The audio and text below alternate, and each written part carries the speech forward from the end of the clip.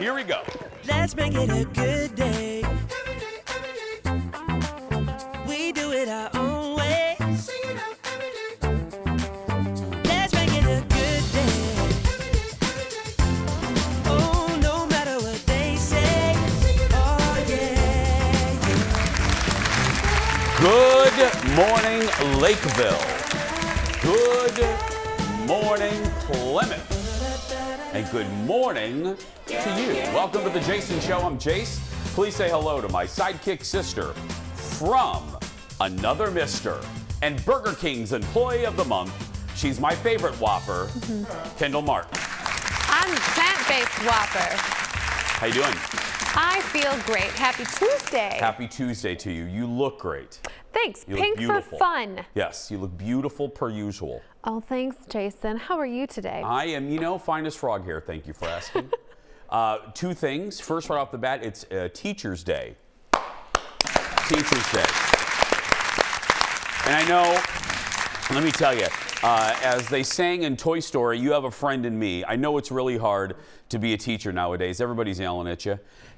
But I am walking, talking, breathing proof that a good teacher can change the trajectory of somebody's life. And I mean that. You can't, I know it's hard to tell when I'm being sarcastic or being a smart aleck or I'm joking, but I really, really mean this. And I've brought it up about 12 times, and I usually do it on this day.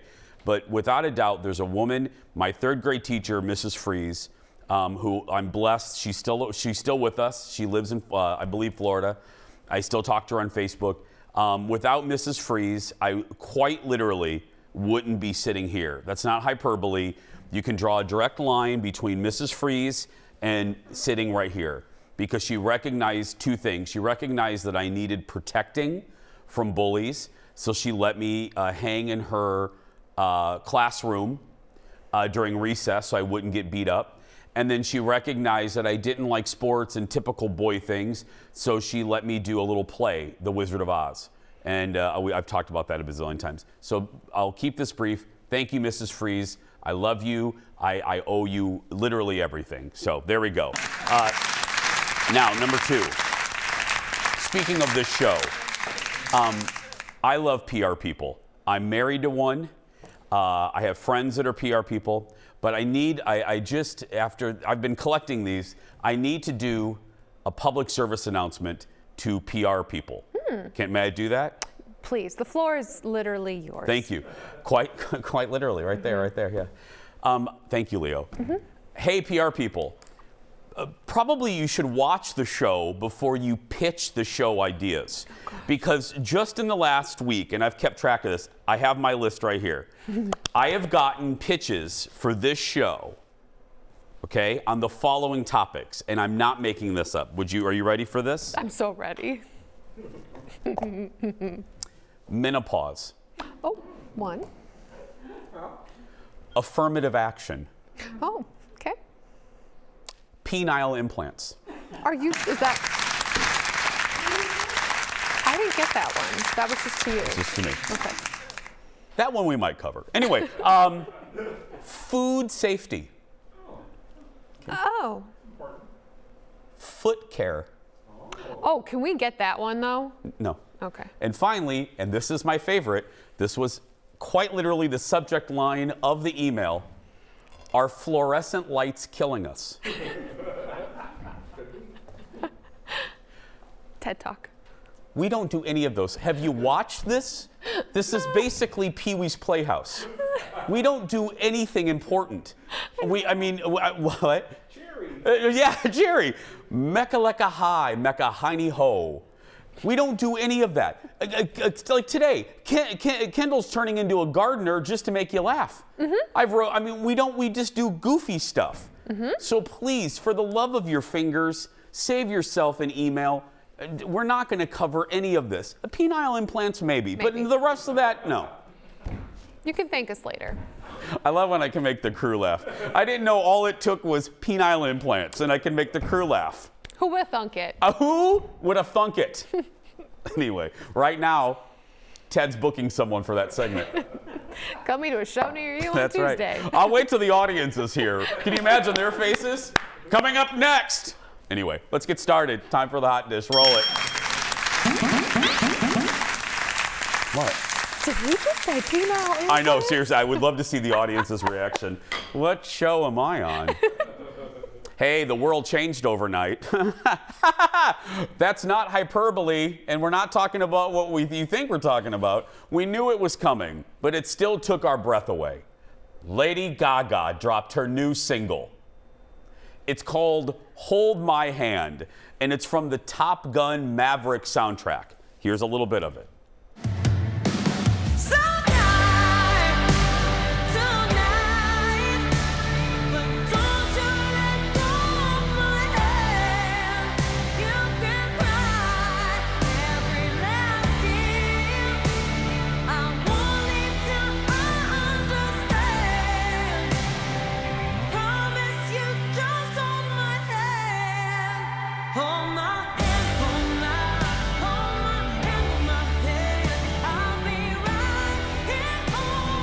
Anyway, back to the show. So here we go. When it comes to Lady Gaga, there's only one opinion that matters to us, and that is Fox 9 Good Day producer. Now don't worry, hold on, Leo.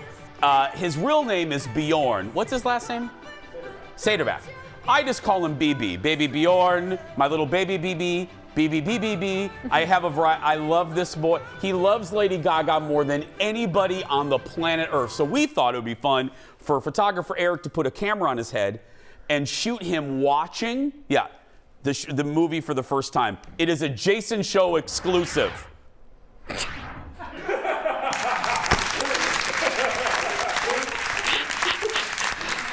Does the news department know? Did anybody tell Lori that we borrowed that?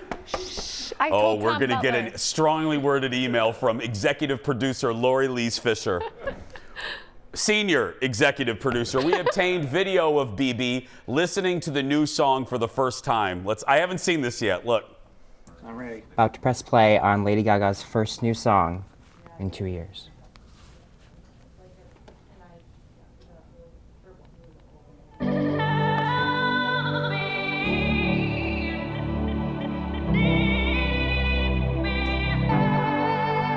Hold my hand, everything will be okay. I heard from the heavens that clouds have been gray. Pull me close with you, I won't let go till the end. So bright tonight, but don't you let go of my hand. You can cry every last tear.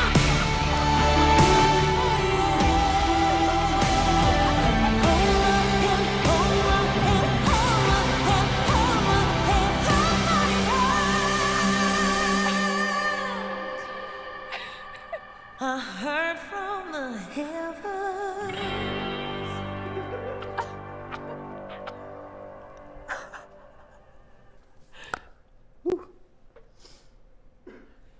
So good. So good. Drums everywhere. It's going to be in stadiums everywhere. Can't wait.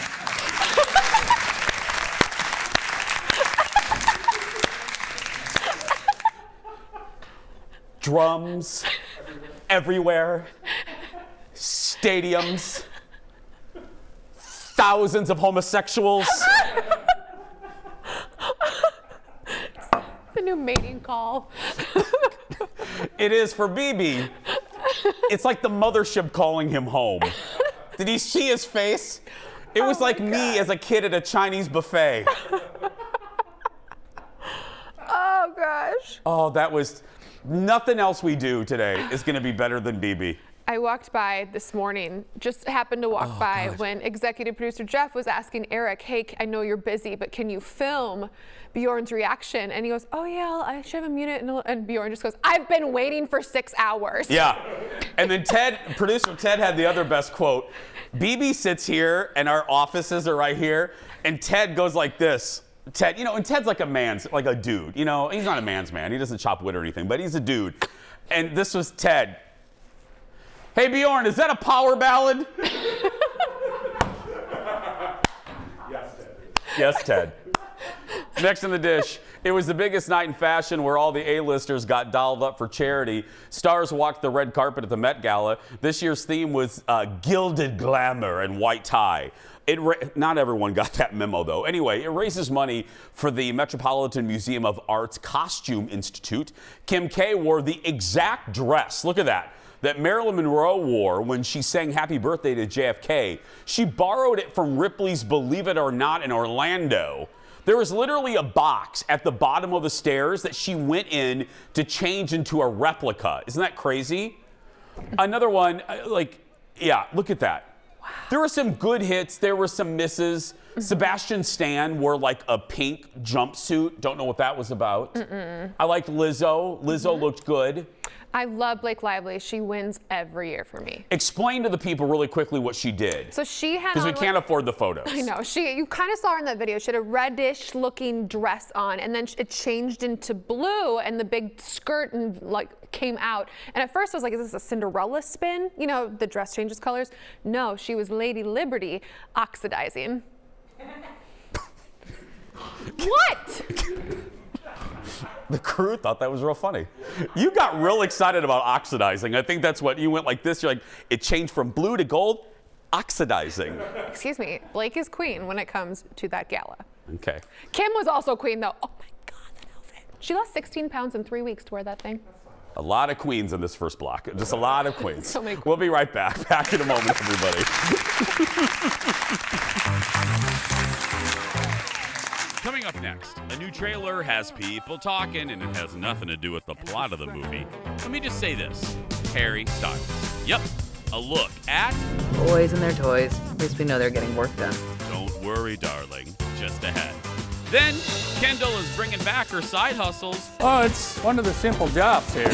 Working someone else's 9 to 5. A lot more. Just to speed it up a little bit. Yeah. Today, becoming a gardener at Bachman. And is Drive to Survive a trip you want to take? Mr. Ted has his review. That and more when we come back.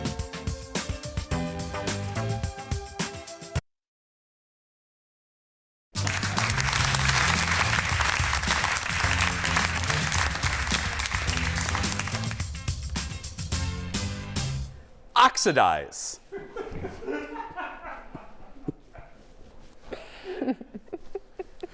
Stephen Colbert returned to The Late Show last night. He had a bout of the COVID, and his return and a really good joke is our Late Night Rewind.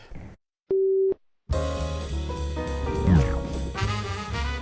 you may have read in the New England Journal of Hot Goss that last week I had the COVID, and I'm very grateful that I'm fully vaxxed and boosted, feeling fine, but still, thank you, science.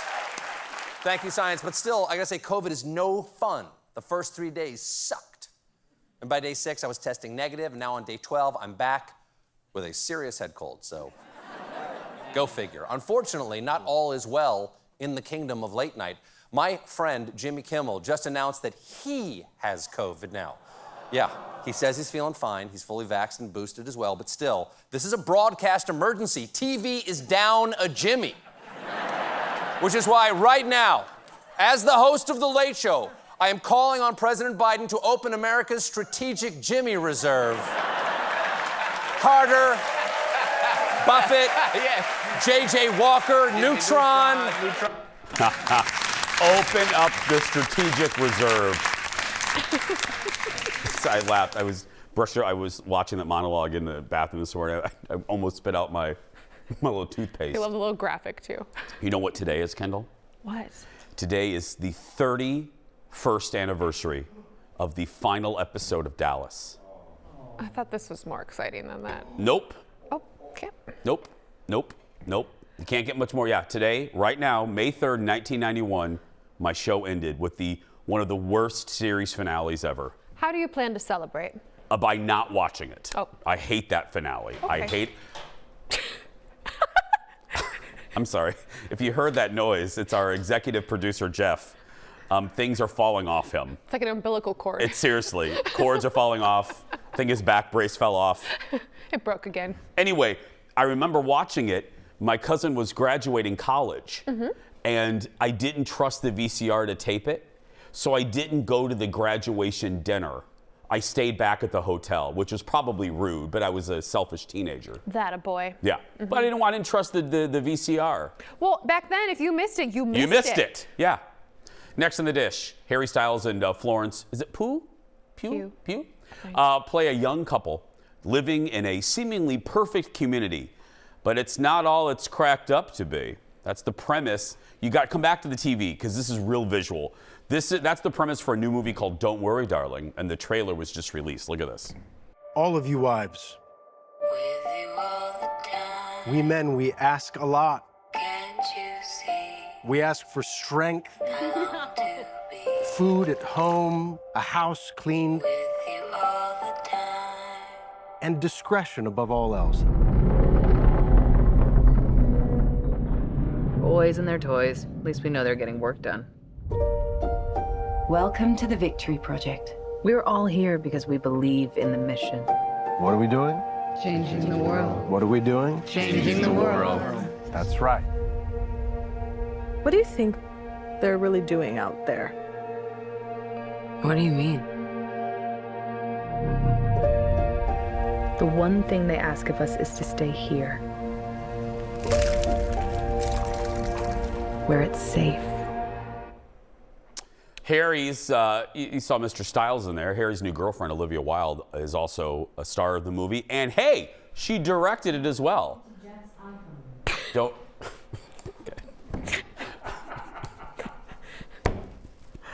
Don't Worry, Darling hits theaters in September. This looks great. About that. Yeah. Jeff had to leave the studio, so our Alexa disconnected from his phone. So it keeps telling us, disconnected from Jeff's phone. He's back. Don't worry. He's back. He's right there. Yeah. This looks really creepy. It does what a good trailer is supposed to do. It intrigues us, but doesn't give too much, because I still don't know what it's about. Do you? I don't really get it either. It's very dystopian, but I love all the actors in it, and great period pieces like that are so fun. Yeah. I like the aesthetic too. Yeah. Looks like a evil Palm Springs. Right? Yeah. With the egg. Ooh, that's good. The empty egg, what's that about? I know. You're like, what? Is it a weird space chicken? Next to the dish, Priscilla Presley has given her stamp of approval for the upcoming Elvis biopic. In a new Facebook post, Miss Presley said the director set up a private screening for her and Elvis's talent agent, Jerry Schilling. She said it is a true story told brilliantly and creatively. She also called Austin Butler's performance of Elvis outstanding. She said, quote, halfway through the film, Jerry and I looked at each other and said, wow. If you do not know, if you're a youngin', Priscilla Bolu Presley was married to Elvis from 1967 until 1973. And she was on Dallas from 1983 until 1988. Well, thank God I needed that bit of tidbit of information. What, Kendall, you know, everything goes back to Dallas or Oprah. Everything. All of it. All of it. But hey, all kidding aside, if you're the maker of this movie, if you're director Baz Luhrmann, or you're that dude, Austin Butler, who was supposed to be here soon, but they pulled him. He was supposed to be sitting in this studio. Anyway, I'm not bitter.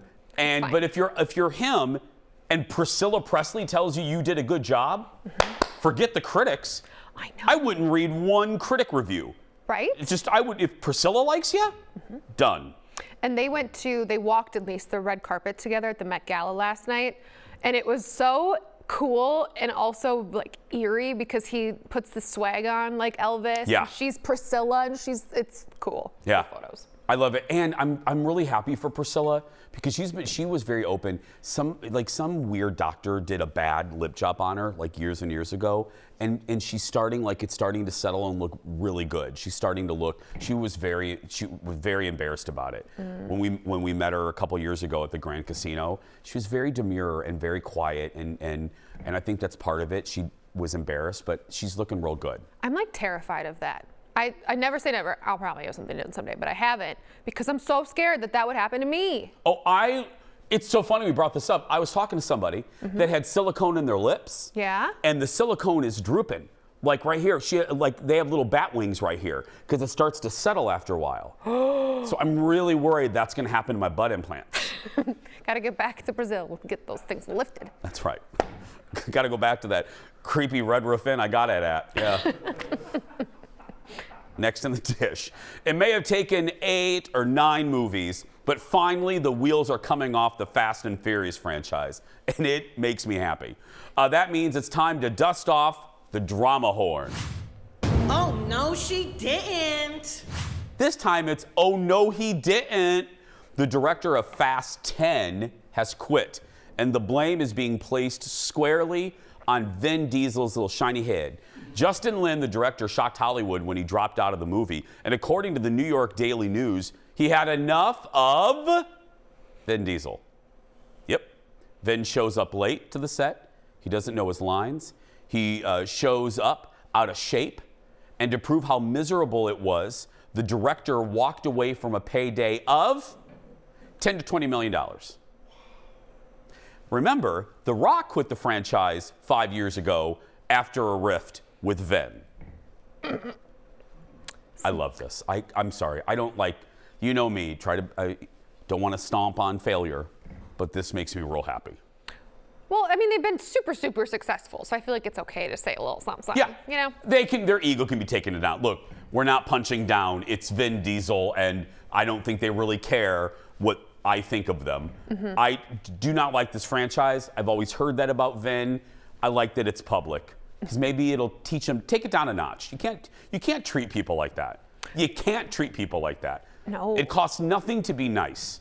It costs absolutely nothing to show up on time. It costs nothing to learn your line so you don't make the rest of the people wait for you and inconvenience them. When you're late and you don't learn your lines, that tells me that you think your time is more valuable than everybody else's. Right. So you are a butthead, and you should be called out for that, especially if it's repeated, you know? You should be called a butthead. Well, I'm just saying. Anyway, next in the dish. Here's the deal. Normal people like us can't just pick up the phone and call Dolly Parton, right? Correct. I Thank don't have you. her number. Well, apparently, big stars like Reba McEntire can't do it either. In a new interview, Reba says that if she really wants to talk to Dolly, there's a process that she has to follow. She says, quote, "You don't call Dolly, you fax Dolly."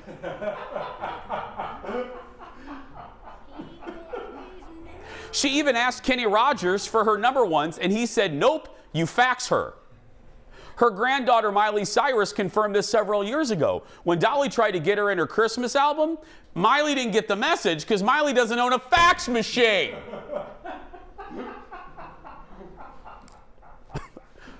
It's Dolly, so she can do whatever she wants. I will never. There's a few people I will never make fun of. Who? Executive producer Jeff. I'm waiting for the lightning bolt to strike me. I will never make fun of Dolly. This endears me to her. She has a fax machine. There's only 2 people I know that has a fax machine. Sonia Morgan from The Real Housewives of New York and Dolly Parton. Oh, and director Leo. Oh, 3. I know. Director Leo in our meeting today, you know, we go over these stories, and he always sits in the back because, you know, he's contagious. And he's sitting in the back, and he goes, "I have a fax machine." And we all turn around. It's a little creepy, too, because he says it in that Leo tenor, you know, "I have a fax machine." We're like, "What do you use it for?" "It's connected to my phone." Okay, Leo. It's nice. Whatever. We're going to take a break. We'll be back right after this. I have a fax machine.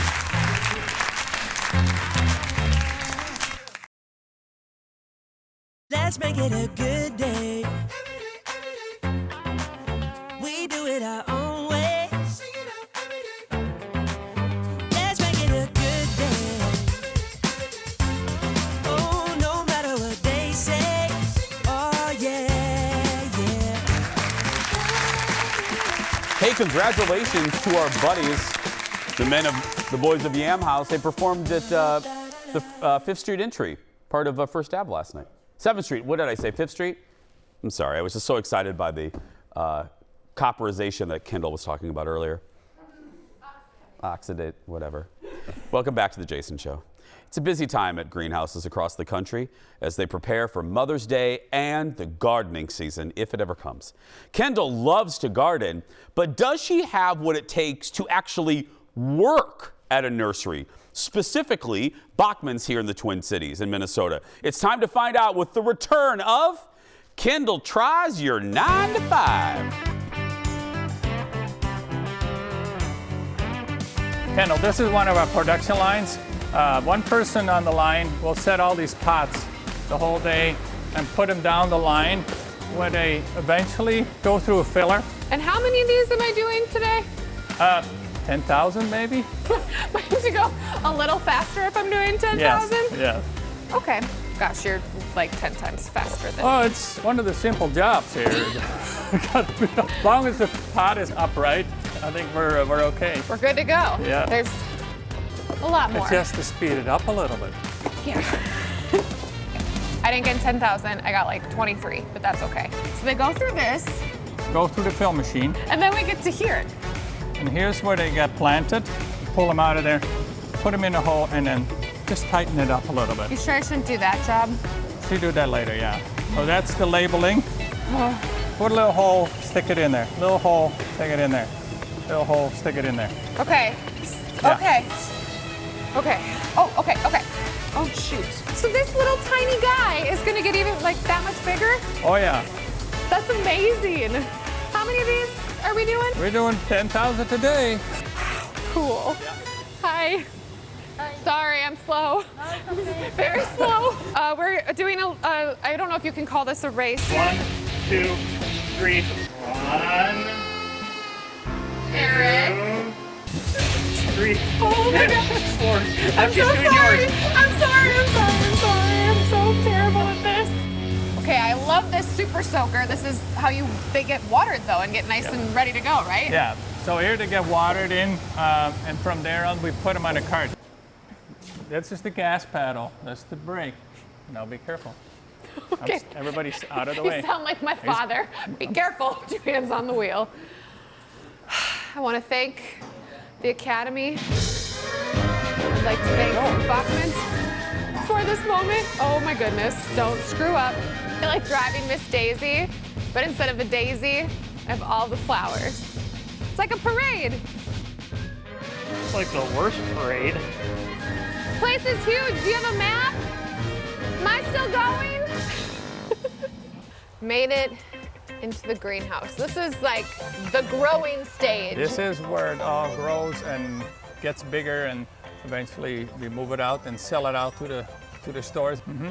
I heard there are bugs. No matter what we do, there will be pests out there, especially in the greenhouse when you do it at this mass quantity. And for us to keep control over that, so we're actually buying in predators. Predators in here? They're actually small spiders. So they're microscopic spiders. In this box, 500,000 little microscopic bugs. You have to look under the microscope to see them. So they use this instead of pesticides. You use Instead of a pesticide, we're using these here to take care of it. That's wonderful. We have a special machine where we put these all in, Yep. and we run them around the greenhouse and apply them. This plugs in right here. Are you ready for this, Eric? 'Cause I'm ready for this. I feel like a Ghostbuster, though. I'm not gonna. This is so cool. I'm the bug lady. You can tell her how to turn it off. This is the end of the process. We generally will do 4 to 6 semi-loads a day. I'm sorry, 4 to 6 semi-loads a day? Yep, that's 16 carts on a semi. We're gonna grab a really heavy cart because this is perennials. So Perennials are my favorite. So you're gonna need some muscle. One of these carts without the plants on them weighs 350 pounds. Gonna spin it. I have like twinkle toes about And then this. we're gonna push. Oh, okay, I can see where the workout comes Yep. in. Okay, I only have 16 more of these to go. Dave gave me some space to say goodbye to my sweet plants that we watched go from into the dirt. And then they had all the bugs, and they grew, and we brought them here, and now they're going off to Lindale, my favorite store. I'll see you there. Oh, sorry, time is money, right, got it.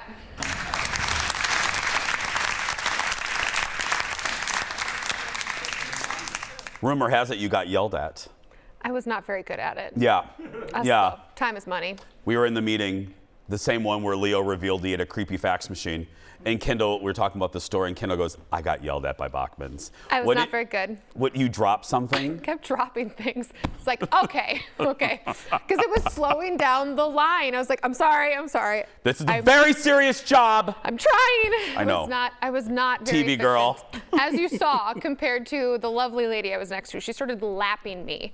Like over me. She's like a flower superhero. Yeah, she was. I can see how she gets 10,000 done a day. Me, I was like 27 deep and off to the next job because nobody needed me slowing down the line. That's so interesting, though. The spiders, how big the greenhouse is, that's like a city.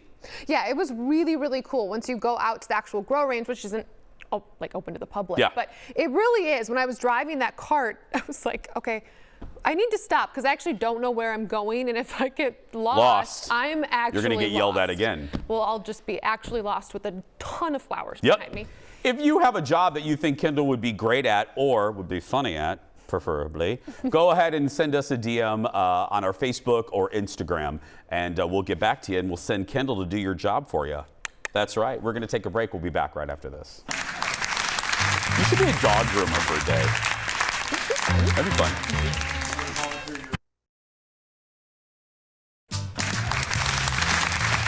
Welcome back. Carter. I mentioned this yesterday. I watched a ton of TV this past weekend. I was proud of myself. I stayed at home. I took a dip in Lake Jason, and I'm like, I'm going to watch all of these big shows. And that included the final episodes of the Netflix comedy Grace and Frankie. Now, before I share my thoughts, here's a little look at the final season. I've wasted too much time catering to the men in my life. I know what this is about. You just want to be with me. I do. Look, I know that you would do anything for me. And back at you. This is not the first time we thought our lives were over. I mean, the reality is one of us is gonna lose the other. Unless we do a Thelma and Louise thing, which I'm open to. Pass. Okay. This is slightly spoilery, but hello, it's a sitcom. It's not like you heard it teased, and Jane Fonda released this, so I'm not giving anything away that you didn't already know. Dolly Parton is in the final episode, and I was like, oh, I can't wait to see how they're going to do this. We've been waiting for this 9 to 5 reunion. I won't give any plot points away. I will just say, much like the Ozark finale, this was just really disappointing. Oh. I got done with the sequence that Dolly's in, and I looked at Colin and I was like, that was dumb. And it just felt, not funny. Was it forced? It felt not forced, but I was like, that's how they're gonna use her?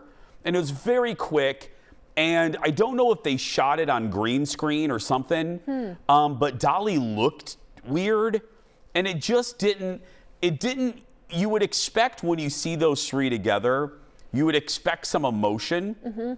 No. Like you had it initially, like right when Dolly's revealed, you go, oh, you smile. But then the joy, it kind of, you're like, oh, that's really dumb. And then it, yeah. Weird. That's not what I expected. I thought No. she'd have a more prominent role. I thought the device, I thought that they could have done something a little better and a little more creative with Dolly. This was just kind of like eye roll inducing. Like, really? And it's just a little scene? It's just a little scene, yeah. And overall, and I don't like the kids on that show. Not the kids, not kids, but the kids of Grace and the adult children. They got to be such a prominent part of the show in the latter years. I fast forward past all of their plot points. Seriously? Oh, I do. I can't stand any of them. I don't like any. I think like the daughter, Brooklyn Decker. Don't even get me started. Fast forward. They have no, and then the sons. Fast forward. No, I just want Grace and Frankie. Overall, though, worth a binge. No. Oh. No, just watch the last episode. Okay. Literally, just watch the last episode. Okay. The other series I watched was part 2 of the documentary The Way Down. Remember I told you about part 1 a couple months ago. It follows Gwen Shamblin, who used the Bible to preach weight loss. and at the same time build a religious empire, and I do mean that, in Tennessee. Part 1 ended with Gwen's death in a plane crash in 2021. Here's a look at Part 2 as her daughter tries to continue the church. Gwen broke my family. The only thing I can do is pick up the pieces. What is this next step that they're going to take? Elizabeth stepped forward and made it clear that Remnant Fellowship would continue on. She worshipped her mother and wanted to be just like her mother. What she's teaching and preaching would change America if they would follow suit. The producers, including Kirsty Teigen, you all should be ashamed of yourself. It is worthless. Really? It is, oh my goodness. You get more information as a follow-up on Restaurant Impossible when they put the font up at the end and it says, since Robert Irvine's visit, sales are up 17%. You get more actual follow-up information from that than you did from this waste of 2 episodes. Nothing happened. Really? Absolutely nothing happened. Watching that tease gets me mad all over again. Well, because it looks good. And it looks like the daughter's in it. Yeah. She's not in it.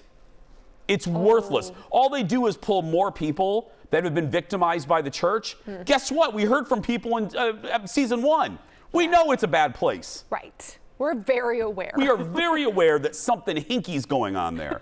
I don't need Victoria telling me. We learned that in part 1. If you're going to give us a part 2, make it worth our while. This is a cash grab. This is a cheap, really bad cash grab. I was real angry as you can tell, at the end of the 2 episodes. You don't say. Because I was really looking forward to it. Executive producer Jeff, we were all looking forward to it. It was worthless. Worthless! It could have been just a font at the end of part 1. Here's what happened. The daughter tries to take control. She zooms in every so often, like Princess Leia. We'll be right back.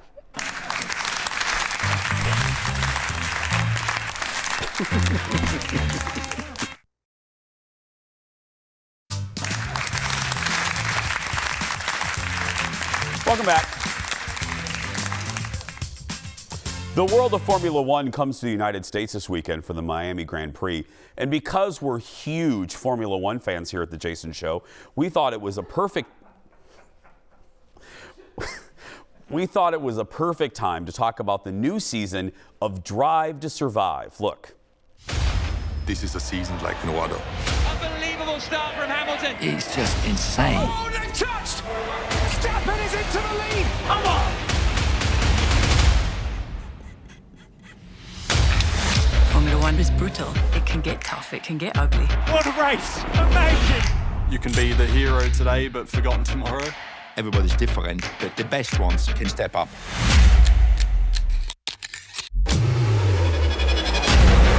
We're in this sport to win, and nobody's giving up. Yes! Teams are racing, not just for glory, but for hundreds of millions of dollars. Nice shoes, boy. The competition is so tough, you just have to be off a little bit to be off. Bottas in big trouble. There's so much pressure, we cannot relax. Verstappen is out of the race, and that's a big crash. Very intense. The end of last year's Formula One was shrouded in controversy, and the new season dives right in. Formula One features drivers and teams from all over the world, and amidst all that racing and money at stake, there is plenty of drama to go around. Think Real Housewives with lots of motor oil. I didn't write that, no. That means it's time once again for 37% of America loves Ted. Joining us now, producer Ted Johnson from our TV show review control room. Lots of motor oil. Lots of motor oil. Ted, let's start with my most important question. Is Ginger Spice's lover in this? He is. Okay. He is. He is the head of the Red Bull team. Hot. Okay, all kidding aside though, obviously it's about Formula One, but what is the show about? Do they follow specific drivers? What is this about? So they follow the whole season and basically all the drivers throughout the course of the season. Sometimes they focus in on certain teams each episode. So you'll see, Lewis Hamilton and all the other teams, and you'll kind of, because really there's just two teams that people care about, but you find that there's, the team that's, in 10th place trying to get up to 9th place, and that's a big deal. So there are these competitions within the race that then make it all even more interesting. I hear there's drama with one specific team, and that's Team Haas, which I'm going to try not to make a joke here, but what's their deal here? So Team Haas doesn't have any money. And so what happens when you don't have money? You turn to a sugar daddy, and that's exactly what Team Haas did.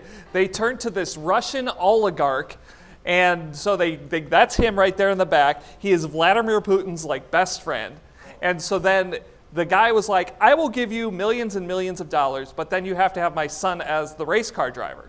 So his son is the race car driver. He's basically crashing into everything because he's a horrible driver.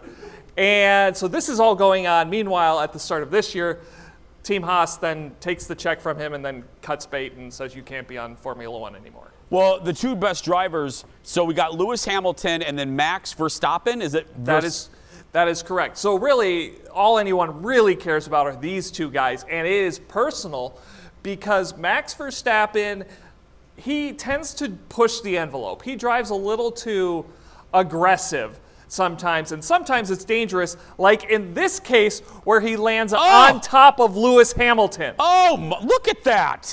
So that little halo above the head of the driver is new. If that wasn't there, there's a good chance Lewis Hamilton is not racing this year.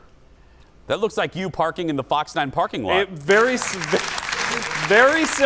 Yeah. Very similar. What happened at the end of the season? So you got Lewis Hamilton, Max Verstappen fighting it out all season. It comes down to the final race. Lewis Hamilton has a 10-second lead, and then there's a crash. And out of nowhere, with one lap left, Max Verstappen gets a blessing from the racing gods. They basically help him get to the front of the race, and then all heck breaks loose. And this is the head of Lewis Hamilton's team communicating with race control. Take a look. Well, this is highly unusual. Not all of the cars are allowed to unlap themselves, just the 5 in between Hamilton and Verstappen. It's a really bizarre one, and it's harsh on Hamilton. No! No! Michael, that is so not right. That is so not right.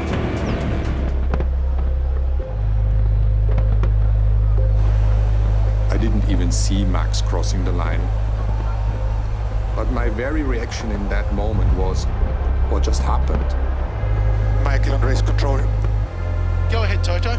You need to reinstate the lap before. That's not right. Toto? Yes. It's called a motor race, okay? Sorry? We went to car racing. What did you say? We went to car racing. Das ist Autorennen.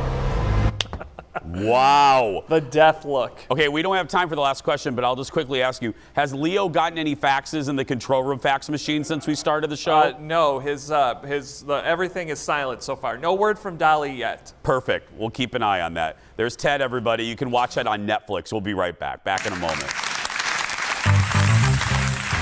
That actually looks good.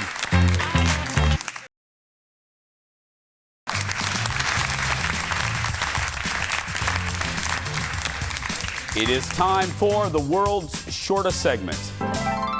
Garth Brooks fans can get a little rowdy, but this is ridiculous. Fans at his concert in Baton Rouge this past weekend caused a literal earthquake while singing along to this song. Operator, won't you put me on through? I gotta send my love down to Baton Rouge. Hurry up, won't you put her on the line? I gotta talk to the girl just one more time.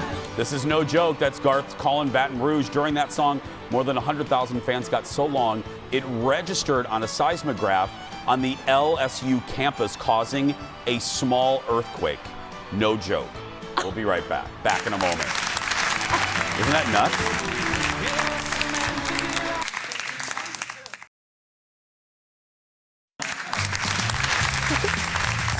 Don't forget, starting Monday, our studio audience is back. So sign up for tickets on our Jason Show socials. Just look for the little ticket tab. I think we made it pretty easy. So, yeah. Tomorrow on the show, finding a gift for mom. Sarah Rogers from the Mall of America has a bunch of ideas. plus other fun things. That's tomorrow. That's going to do it for us today. If you're watching and you're a kid that's being bullied, go out there and be yourself. Nobody can tell you're doing it wrong. Bye, everyone.